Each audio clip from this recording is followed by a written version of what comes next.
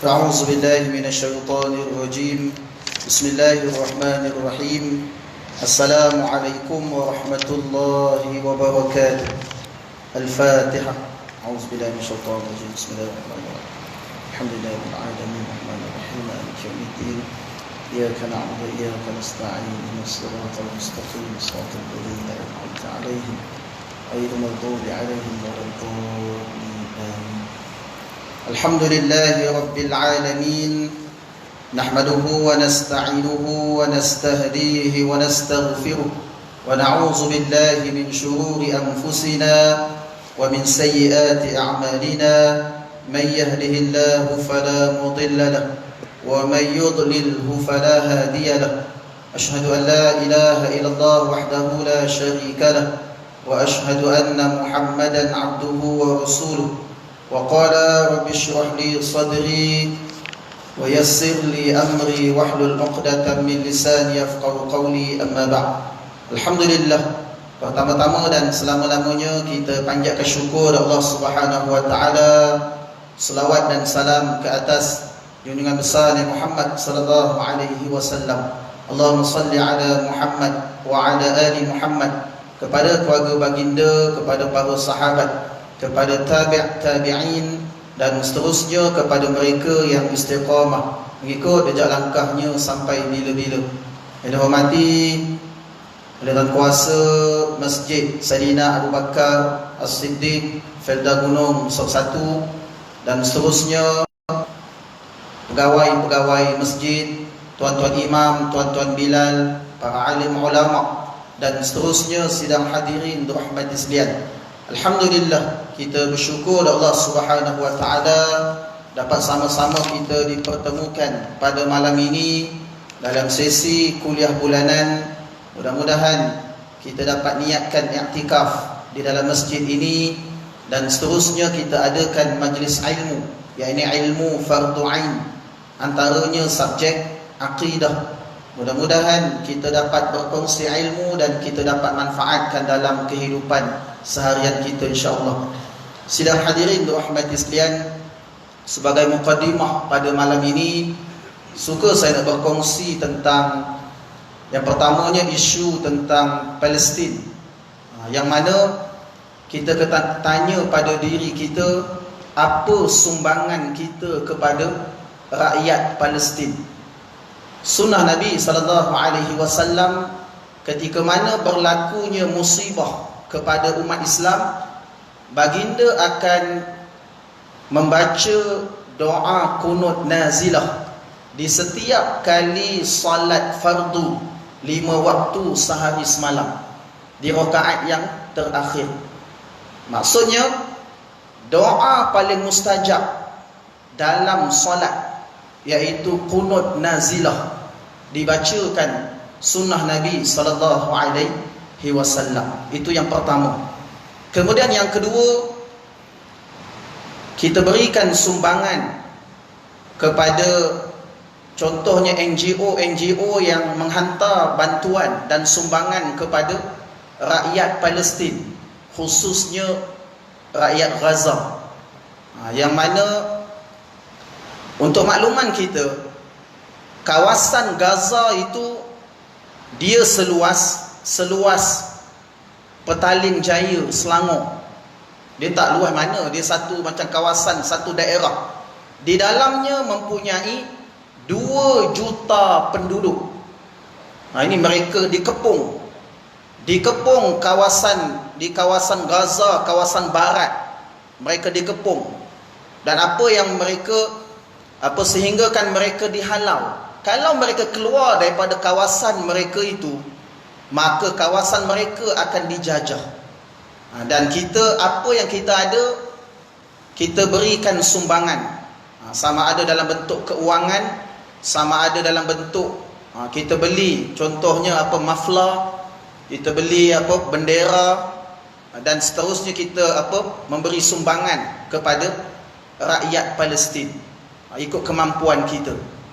Dan yang ketiga, yang lebih penting, sebab apa kita kena pertahankan bumi Palestin? Antaranya kiblat pertama umat Islam, iaitu Palestin. Yang asalnya kiblat utama menghadap ke arah Masjidil Aqsa. Kemudian ditukar arah kiblat ke arah Masjidil Haram.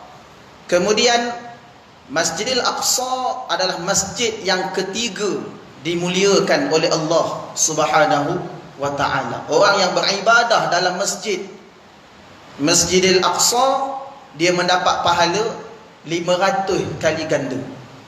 Masjid yang pertama iaitu Masjidil Haram, digandakan 100,000 kali ganda pahala orang yang beribadah dalam Masjidil Haram Mekah.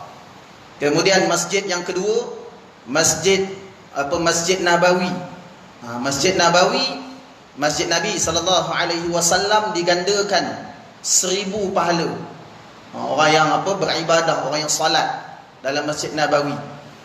Kemudian ada lagi Masjid Quba di Madinah. Apa kelebihannya?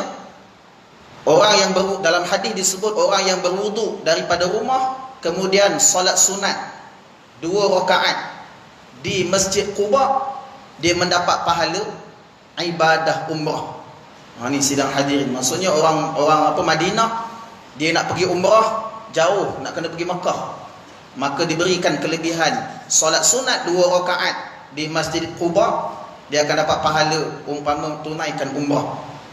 Dan yang lain, sebab apa bumi Palestin sangat mulia? Antaranya tempat persinggahan Nabi SAW ketika mana peristiwa Isra wal Mi'raj. Ketika mana Nabi diisrakan daripada Mekah daripada Masjidil Haram Mekah ke Masjidil Aqsa Palestin. Kemudian Nabi tambat burak di Masjidil Aqsa. Kemudian Nabi mengimamkan salat bersama dengan para nabi dan rasul alaihimussalatu wassalam di bumi Masjidil Aqsa Palestin. Sebab tu kena pertahankan bumi Palestin, bumi umat Islam. Kemudian Palestin juga tempat kelahiran para nabi dan rasul alaihimussalatu wassalam ramai. Antaranya Nabi Sulaiman alaihissalam dilahirkan di Palestin. Sehingga ada binaan, disebut binaan Sulaiman. Dikatakan pembinaan dibina di zaman Nabi Sulaiman alaihissalam. Siapa bina? Bala jin, di kalangan jin diperintahkan oleh Nabi Sulaiman untuk membina, antaranya di kawasan Masjidil Aqsa. Itu hebat.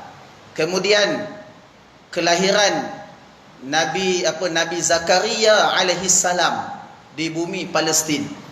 Kemudian kelahiran Nabi Isa alaihissalam, anak Siti Maryam, yang mana kita tahu diangkat ke langit. Berapa usia Nabi Isa? 33 tahun, sama dengan ahli syurga. Nanti dia akan turun akhir zaman. Maksudnya akan turun akhir zaman, dia akan meneruskan syariat Nabi Muhammad sallallahu alaihi wasallam. Kemudian dia khabarkan dia akan berkahwin dengan wanita. Beruntung wanita yang berkahwin dengan Nabi Isa alaihi salam. Dan Nabi Isa dia akan berkeluarga. Kemudian sehinggalah di akhir zaman dia akan membunuh Dajjal. Itu peristiwa akhir zaman. Kemudian berlakulah hari kiamat. Baik, kemudian yang lebih penting lagi, ulama mazhab Imam Asy-Syafi'i, Muhammad Idris Asy-Syafi'i, dilahirkan di bumi Gaza, Palestin. Maka ulama kita, ulama mazhab Syafi'i, Muhammad Idris Asy-Syafi'i, dia lahir di bumi Gaza, Palestin. Maka itu antara sebab-sebab bumi Palestin perlu dipertahankan oleh semua umat Islam. Sidang hadirin dirahmati sekalian. Baik, seterusnya saya ada bawa kitab 6 jilid sebagaimana kita kongsi ilmu fardu ain. Jilid yang pertama tentang panduan akidah. Jilid kedua fiqh ibadah.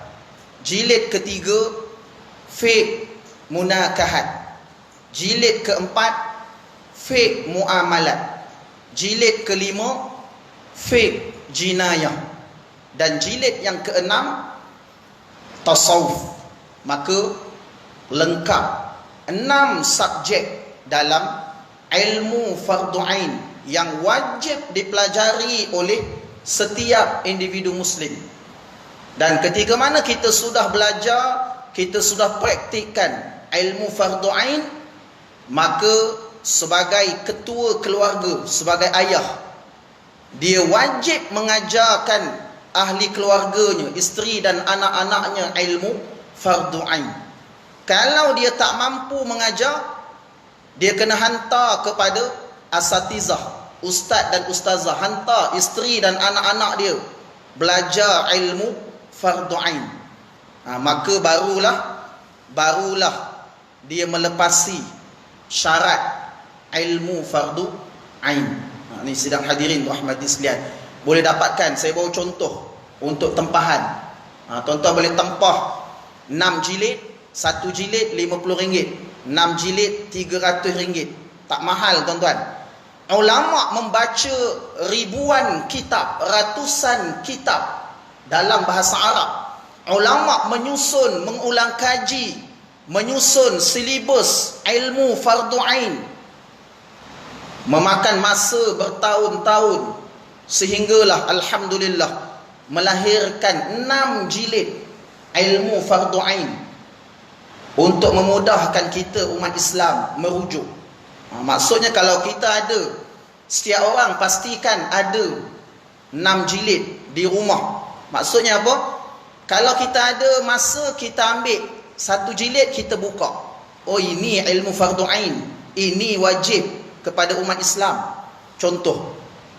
Maka kita boleh semak, kita ni dah lepas ke belum?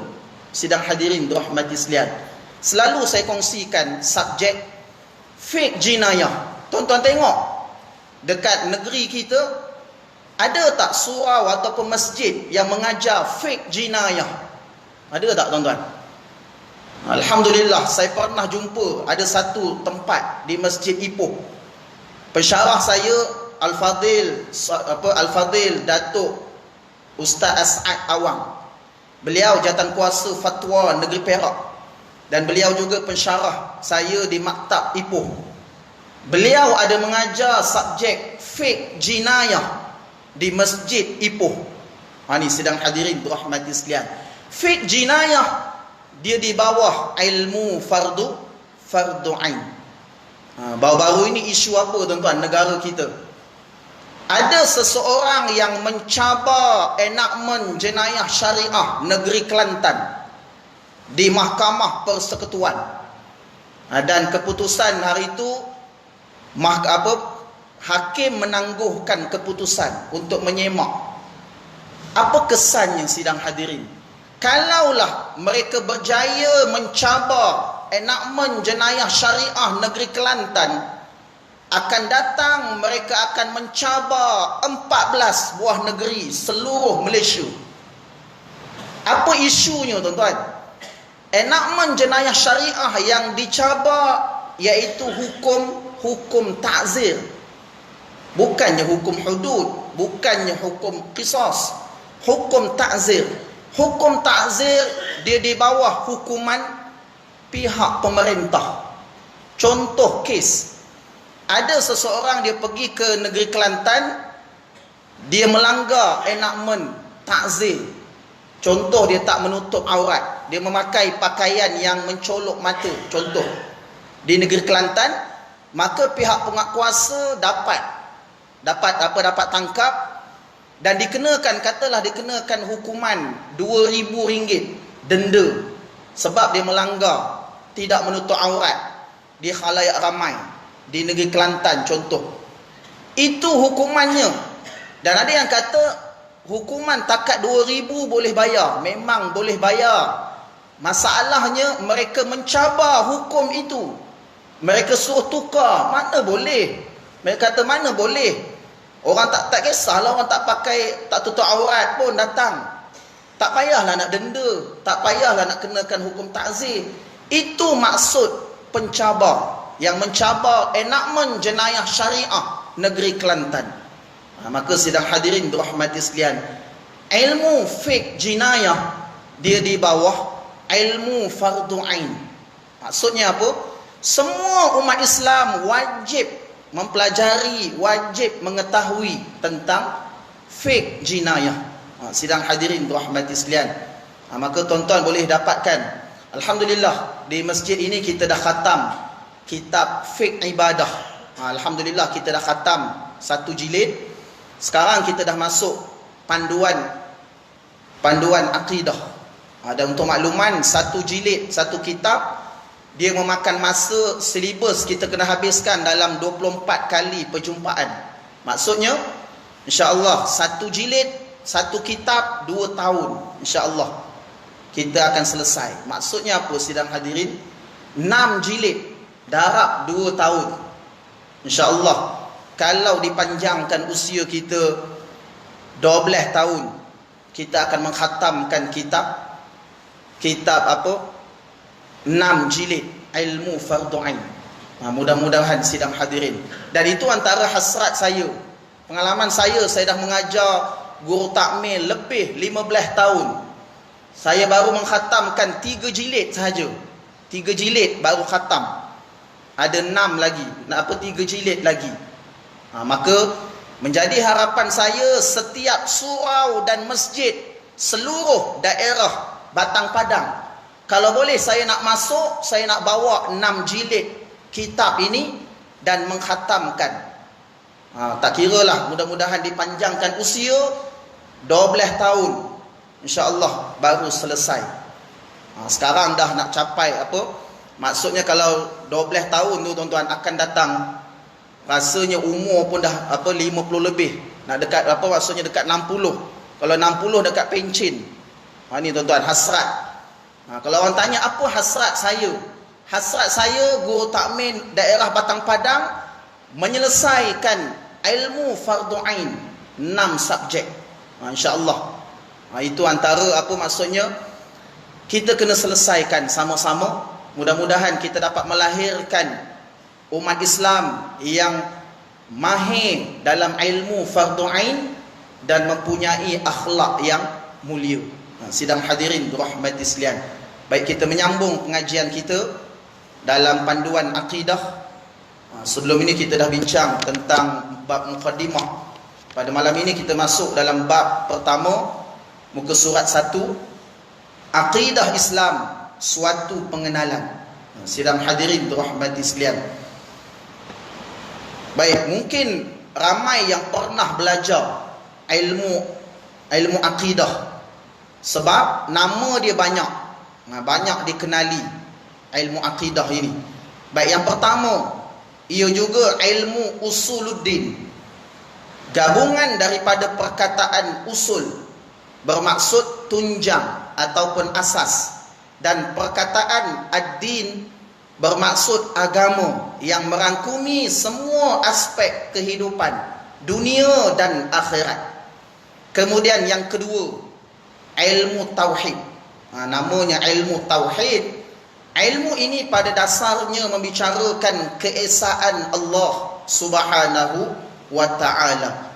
Kemudian yang ketiga, ilmu akidah, berasal daripada perkataan akidah yang bermaksud kepercayaan, kerana ilmu ini membicarakan akidah, kepercayaan dalam akal dan hati.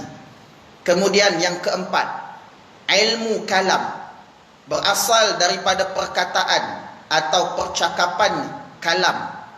Dahulu ilmu ini dibicarakan melalui perdebatan, terutama berkaitan dengan kalam Allah, sama ada lama, qadim ataupun baharu, hadis.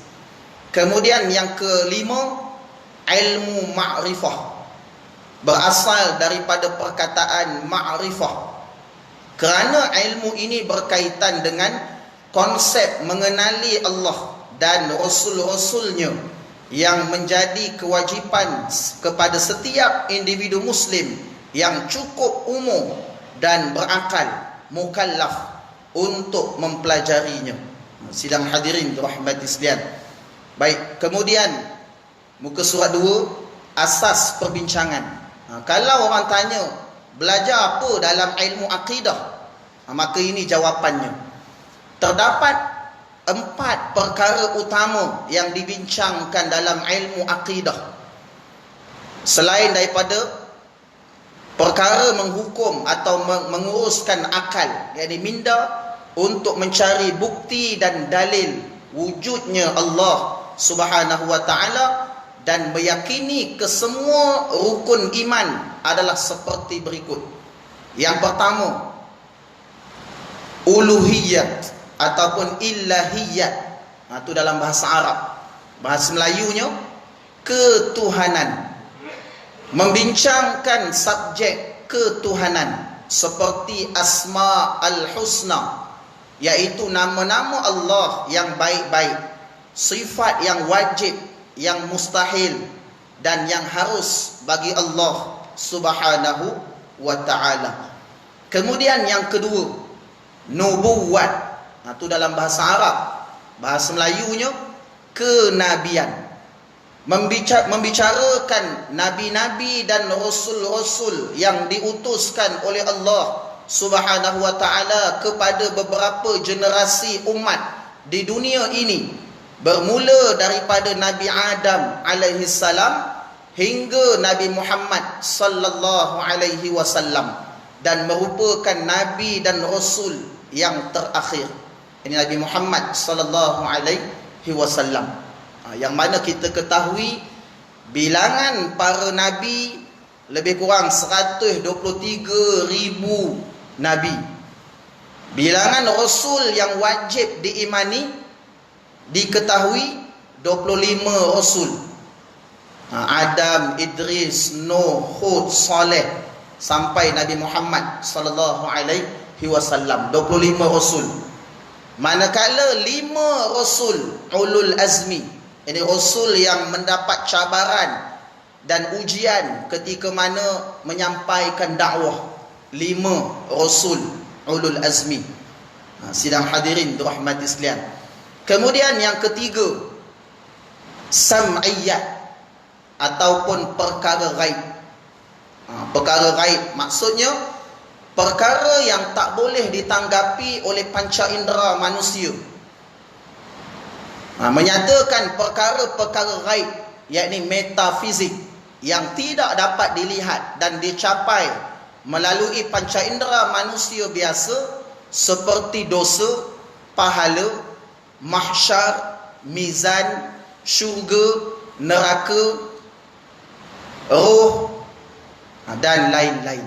Sidang hadirin dirahmati sekalian, perkara sam'iyat ataupun perkara ghaib hanya boleh dibicarakan berdasarkan dalil Al-Quran dan hadis Nabi sallallahu alaihi wasallam. Sebagai contoh, selalu kita dengar daripada kecil lagi, kalau kita menghantar jenazah ke perkuburan, kemudian kita kebumikan jenazah tersebut, nanti akan ada orang yang bagi tahu apa? Malam nanti roh dia akan balik rumah. Akan tengok dalam filem, dalam televisyen digambarkan roh dia datang berkeliaran pergi ke rumah. Dalam apa? Kalau dalam movie, dalam filem digambarkan hantu-hantu. Ini sidang hadirin dirahmati sekalian. Roh dia termasuk di dalam perkara sam'iyat, perkara ghaib. Tak boleh diceritakan tanggapan daripada panca indera manusia. Roh dalam Al-Quran hanya diceritakan sedikit sahaja. Dalam Al-Quran. Kemudian yang diceritakan oleh Nabi sallallahu alaihi wasallam dalam hadis juga sedikit. Antara yang diceritakan bagaimana keadaan roh orang beriman ketika mana meninggal dunia. Kita dikhabarkan roh orang yang meninggal dunia, orang beriman, ketika mana dicabut rohnya, kemudian rohnya akan diangkat ke langit dan diletakkan di dalam akan diletakkan dalam illiyin. Illiyin ini dalam burung yang berwarna hijau. Kemudian selepas dikebumikan, dikembalikan balik roh supaya untuk menjawab soalan munkar dan nakir dalam kubur. Dan soalan munkar dan nakir telah dibocorkan ketika mana di dunia. Ni tuan-tuan, hafal. Dekat dunia dihafal, tak susah pun, bahasa Arab.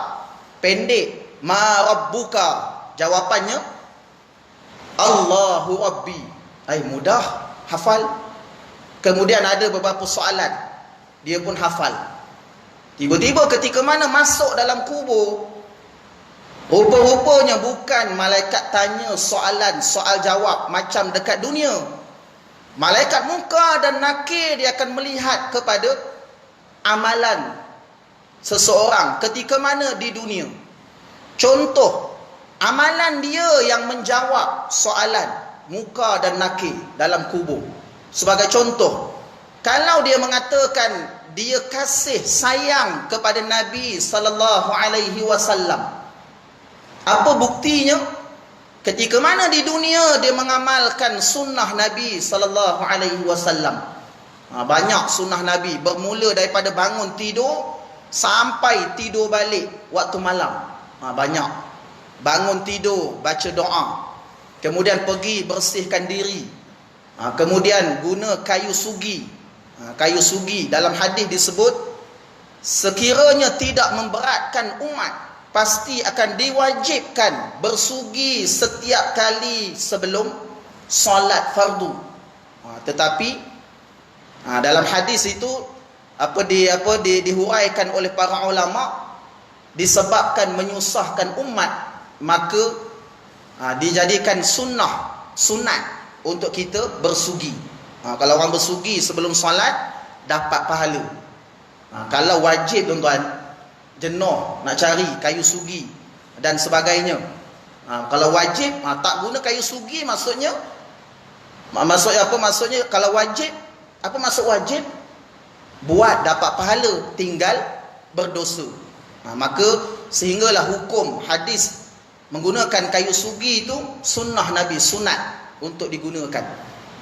Kemudian sidang hadirin dirahmati sekalian, mestilah ketika mana dalam kehidupannya dia melaksanakan syariat Nabi sallallahu alaihi wasallam, barulah mudah untuk menjawab soalan munkar dan nakir. Kalau ditanya ma nabiyuka, Muhammad Rasulullah, maka mudah untuk jawab. Tapi kalau kat dunia pun Nabi sallallahu alaihi wasallam pun tak kenal, tak berselawat ke atas Nabi dan sebagainya, maka susah untuk menjawab soalan dalam kubur. Sidang hadirin dirahmati sekalian.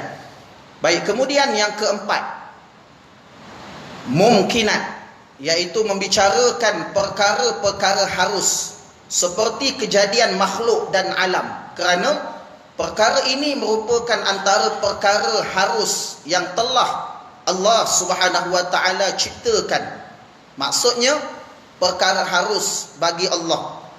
Boleh Allah menjadikannya ataupun tidak menjadikannya. Contoh, penciptaan manusia hukumnya harus bagi Allah.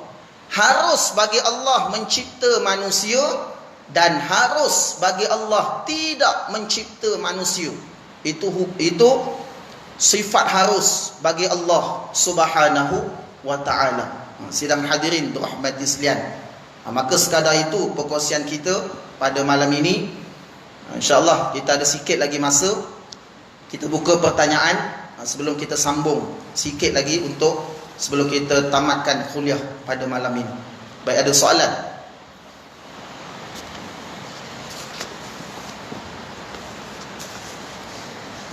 Baik, kalau tak ada, saya nak sambung sedikit tentang buku syurga yang dirindui, bicara Nabi dari hal syurga.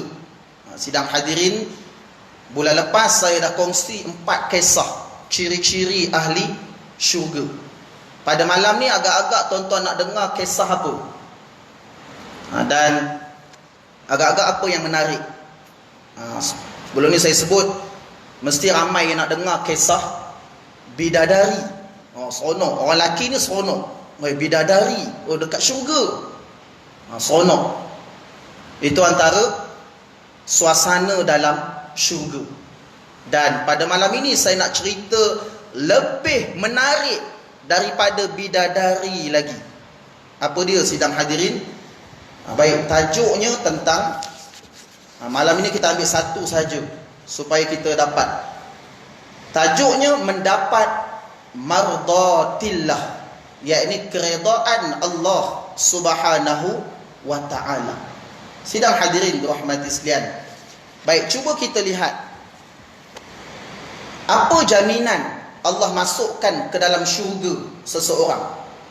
Mungkin kita ada istilah yang kita sebut, buat baik dibalas baik, buat jahat dibalas jahat. Itu ungkapan yang kita faham. Maksudnya apa? Buat baik akan dibalas pahala, dan dengan balasan pahala yang kita dapat, Allah akan masukkan ke dalam syurga. Itu yang kita faham. Manakala sebaliknya, buat jahat ataupun buat maksiat, dia akan dibalas dosa, dan dosa itu akan dibalas, akan dihumban ke dalam neraka. Betul tak sidang hadirin? Itu tanggapan kita kan. Sebenarnya tanggapan itu perlu kita betulkan. Kalau di dunia ni tak apa, kita kata orang buat baik, kita balas baik. Orang buat jahat, kita balas baik. Itu tanggapan yang sepatutnya. Rupa-rupanya Allah Subhanahu wa taala memasukkan seseorang ke dalam syurga bukan disebabkan amal soleh, ketaatan yang kita buat di dunia. Salatlah banyak mana pun, puasalah banyak mana pun, bayarlah zakat banyak mana pun, tunaikan haji berkali-kali di dunia ini, Allah tidak membalas syurga. Sebab apa? Allah Subhanahu wa taala menyatakan seseorang yang beramal soleh, yang melakukan kebaikan, yang melakukan ketaatan, mereka akan diberikan pahala. Dan pahala ini dia memerlukan mardatillah, keredaan Allah. Allah redha kepada seseorang, maka itu jaminan dimasukkan ke dalam syurga Allah Subhanahu wa taala. Sebab itu ketika mana kita melaksanakan ketaatan, kita tak tahu mana satu amalan yang kita buat diterima oleh Allah. Maksud diterima ini, Allah redha dengan kita. Katalah contoh kita laksanakan ibadah solat. Adakah solat yang kita buat tu diterima oleh Allah? Kalaupun diterima, adakah Allah redha dengan kita? Barulah Allah akan masukkan ke dalam syurga Allah Subhanahu wa taala. Sidang hadirin dirahmati sekalian. Baik, berkaitan bagaimana kita nak mendapatkan keredaan Allah Subhanahu wa taala. Ini antaranya dikongsikan dalam buku ini, itu tentang mendapat keredaan Allah dalam hadis. Maksudnya, sesungguhnya Allah Ta'ala memanggil penghuni syurga, wahai penghuni syurga, wahai ahli syurga. Maka mereka menjawab, kami menyahut panggilanmu dan kebahagiaan berpunca daripadamu. Allah Ta'ala bertanya, adakah kamu sudah berasa puas? Mereka menjawab, apa lagi yang kami tidak puas, wahai Tuhan? Kami telah dikurniakan sesuatu yang tidak diberikan kepada mana-mana ciptaanmu. Allah Ta'ala bertanya, mahukah jika aku kurniakan sesuatu yang terbaik? Mereka menjawab, wahai Tuhan, apakah perkara yang lebih baik, lebih daripada semua ini, Allah Ta'ala berkata, aku halalkan buatmu keredaanku, aku reda kepadamu, lalu aku tidak akan murka kepadamu buat selama-lamanya. Hadis riwayat Imam Muslim nombor 7080. Penjelasan hadis, keredaan Allah Ta'ala merupakan nikmat yang teragung, terbesar. Keredaan Allah Ta'ala itu berpunca kepada segala kebahagiaan. Bukan yang kita kata orang yang bahagia ni orang kaya, orang yang bahagia ni orang banyak harta. Bukan. Orang yang bahagia iaitu yang mendapat keredaan Allah Ta'ala. Itulah punca kepada segala kebahagiaan, kejayaan di akhirat. Sebagaimana dalam surah At-Taubah ayat 72. Maksudnya, Allah menjanjikan orang-orang yang beriman, lelaki dan perempuan, syurga-syurga yang mengalir di bawahnya beberapa sungai. Mereka kekal di dalamnya dan beroleh tempat-tempat yang baik di dalam syurga Adnan. Akan ada nama syurga Adnan.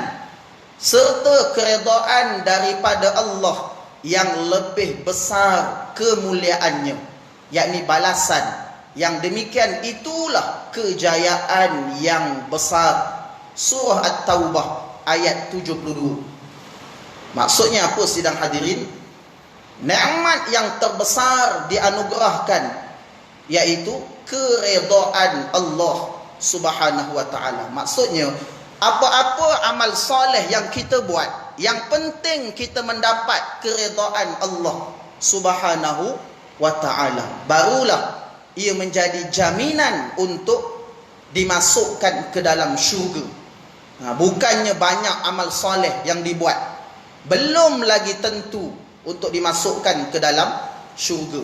Baik, kemudian dalam surah Al-Bayyinah ayat 7 dan 8. Artinya, sesungguhnya orang-orang yang beriman dan beramal soleh, mereka itulah sebaik-baik makhluk.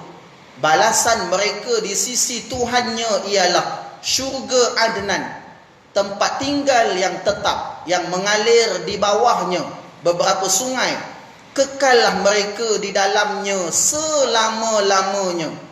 Allah reda akan mereka dan mereka pun reda akan nikmat pemberiannya. Balasan yang demikian itu untuk orang-orang yang takut melanggar perintah Tuhannya. Surah Al-Bayyinah ayat 7 dan 8. Maksudnya, kita perlu mendapatkan redha Allah Subhanahu wa Ta'ala. Itu nikmat yang teragung, yang terbesar. Kemudian untuk mendapatkan keredaan Allah Ta'ala, macam mana nak dapatkan keredaan Allah? Kita mestilah redha kepada Allah Ta'ala terlebih dahulu.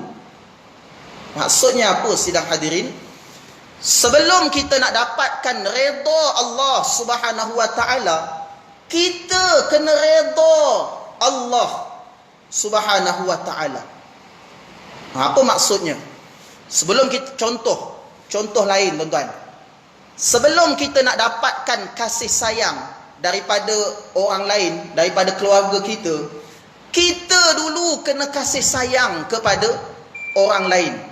Barulah kita akan dibalas kasih sayang kepada kita.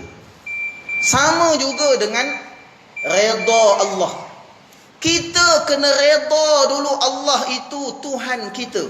Allah itu Allahu Rabbi. Allah itu Tuhanku, Tuhan kita. Barulah Allah redha kepada kita. Sidang hadirin rahmati sekalian, sebagaimana dalam hadis disebutkan, maksudnya merasai kelazatan iman sesiapa yang redha Allah Ta'ala sebagai Tuhan. Kalau kita redha Allah itu Tuhan kita, kita akan merasai kemanisan iman. Islam sebagai agama dan Nabi Muhammad sallallahu alaihi wasallam sebagai Rasulullah sallallahu alaihi wasallam. Hadis direkodkan oleh Imam Muslim dalam Sahih Muslim nombor 34. Sidang hadirin dirahmati sekalian. Persoalannya, apakah maksud redha? Apa maksud redha yang kita inginkan itu? Menurut Imam An-Nawawi rahimahullahu taala, beliau mengatakan, pengarang At-Tahrir rahimahullah berkata, maksud redha dengan sesuatu ialah kita berpuas hati dengannya, kita berasa cukup dengannya, dan saya tidak meminta selainnya. Contoh dalam surah Al-Fatihah, Iyyaka na'budu wa iyyaka nasta'in. Apa maksudnya? Iyyaka na'budu wa iyyaka nasta'in. Kepadamu ya Allah kami menyembah, dan wa iyyaka na'budu wa iyyaka nasta'in. Kepadamu kami memohon pertolongan. Maksudnya apa? Kepada Allah kita menyembah, kepada Allah kita beribadah, kita melakukan ibadah lillahi ta'ala. Sesudah kita beribadah, barulah kita memohon sesuatu kepada Allah, berdoa kepada Allah. Kita rasa cukup hanya Allah sahaja yang boleh membantu kita. Itu maksud redha yang kita inginkan. Ini sidang hadirin rahmati sekalian. Dalam hadis syarah Sahih Muslim, kemudian kita disarankan untuk membaca zikir. Tuan-tuan pernah tak baca zikir maksurat? Dalam zikir maksurat dibaca waktu pagi dan waktu petang. Nanti tuan-tuan cari, dapatkan buku zikir maksurat pagi dan petang. Apa zikirnya? Raditu billahi rabba wa bil islami dina wa bi muhammadin nabiyyan wa rasula. Pernah dengar tak tuan-tuan? Pernah baca tak? Apa maksud zikir itu? Raditu billahi rabba, kami redha Allah itu Tuhan kami. Wa bil islami dina, agama Islam itu agama kami. Sebab tu dalam surah Al-Fatihah, ihdinas siratal mustaqim, tunjukilah kami jalan yang lurus. Para ulama mentafsirkan ayat jalan yang lurus iaitu agama Islam. Kemudian wa bi muhammadin nabiyyan wa rasula, Nabi Muhammad itu Rasulullah, pesuruh Allah. Lengkap tuan-tuan. Kita redha Allah itu Tuhan kita. Kita menganggap agama Islam itu agama kita, dan Rasulullah itu utusan Allah, pesuruh Allah. Maka lengkap zikir raditu billahi rabba wa bil islami dina wa bi muhammadin nabiyyan wa rasula. Selain daripada itu, kita juga disunnahkan, sunat untuk kita membaca zikir ini ketika menjawab panggilan azan. Antaranya dalam hadis disebutkan, sesiapa yang membaca ketika mendengar muazzin mengumandangkan azan, asyhadu an la ilaha illallah wahdahu la syarika lah wa anna muhammadan abduhu wa rasuluh, raditu billahi rabba wa bil islami dina wa bi muhammadin nabiyyan wa rasula, diampunkan dosa-dosa kecil yang lepas. Hadis direkodkan Imam Muslim nombor 386, diriwayatkan oleh Sa'ad bin Abi Waqqas radhiyallahu anhu. Terdapat dua pendapat ulama tentang bila nak amal zikir ni. Pendapat yang pertama, ketika dibaca muazzin mengumandangkan azan, asyhadu anna muhammadar rasulullah, selepas kita menjawab panggilan, jawapan yang sama, asyhadu anna muhammadar rasulullah, maka kita pun membaca zikir asyhadu an la ilaha illallah wahdahu la syarikalah wa anna muhammadan abduhu wa rasuluh raditu billahi rabba wa bil islami dina wa bi muhammadin nabiyyan wa rasula. Itu yang pertama. Pendapat yang kedua mengatakan dibaca selesai azan. Selesai azan baca zikir. Kita membaca zikir asyhadu an la ilaha illallah wahdahu la syarikalah wa anna muhammadan abduhu wa rasuluh raditu billahi rabba wa bil islami dina wa bi muhammadin nabiyyan wa rasula. Kemudian kita berselawat kepada Nabi sallallahu alaihi wasallam dan disusuli dengan doa selepas azan. Itu pendapat ulama. Rumusan, menurut Syekh Muhammad Ratib An-Nablusi di dalam bukunya Mawsu'ah Asma Allah Al-Husna, kita mestilah meningkatkan pengetahuan kita tentang Allah Ta'ala setiap hari. Setiap hari, ma'rifatullah, kita kenal Allah, bertambah ilmu kita tentang ilmu mengenal Allah. Kita kenal, macam mana nak kenal Allah? Dengan Asma'ul Husna.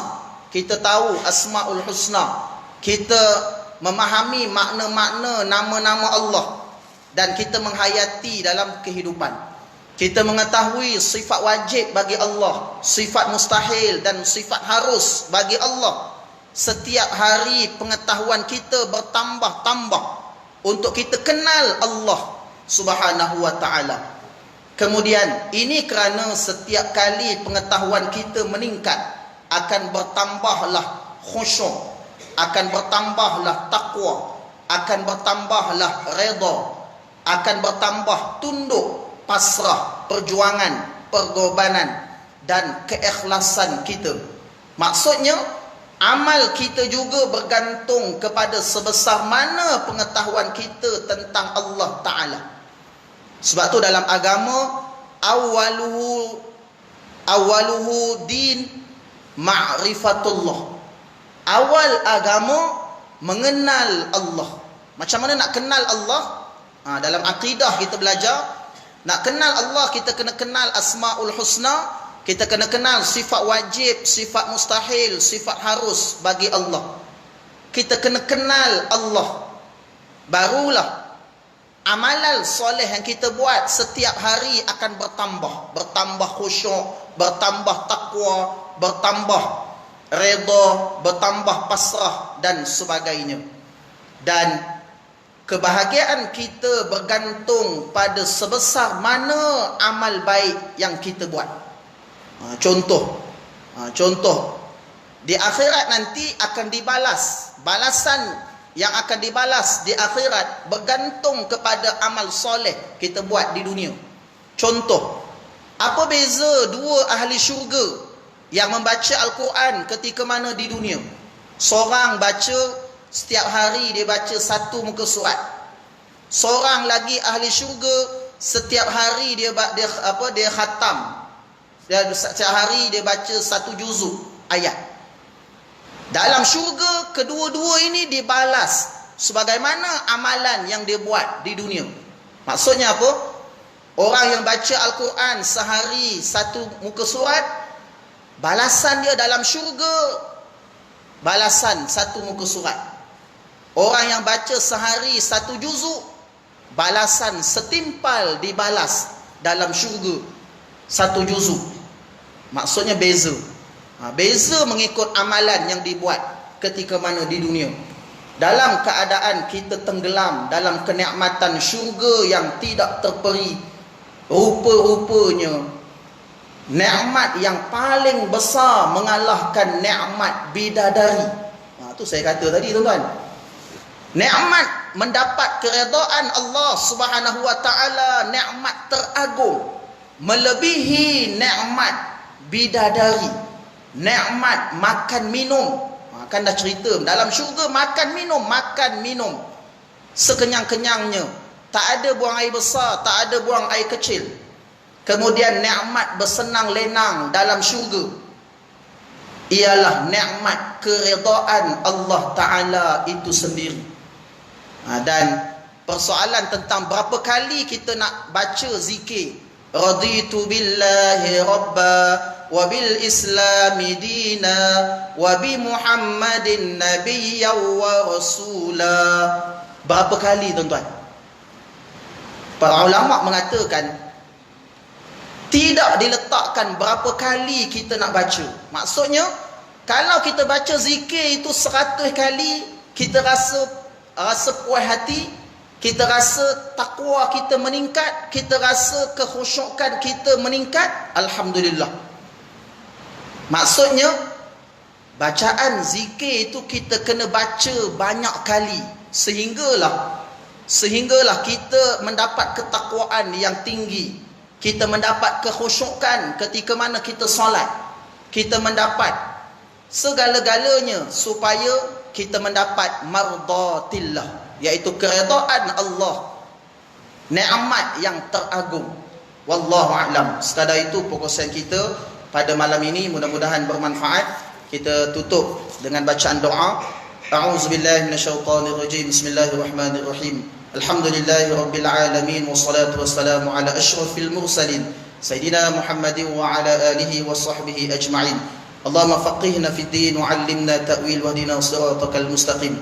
Allahumma ij'al dinana din nabiyina Muhammadin sallallahu alaihi wasallam wa islamana islamal muslimin wa imanana imanal mu'minin wa salatana salatal khashi'in wa a'malana 'amalas salihin wa niyyatana niyyatal mukhlisin wa zunubana ya Allah zunubal mustaghfirin wa hayatana hayatal ulama wa mautana mautus syuhada wa adkhilnal jannata ma'al anbiya alaihimus salatu wassalam.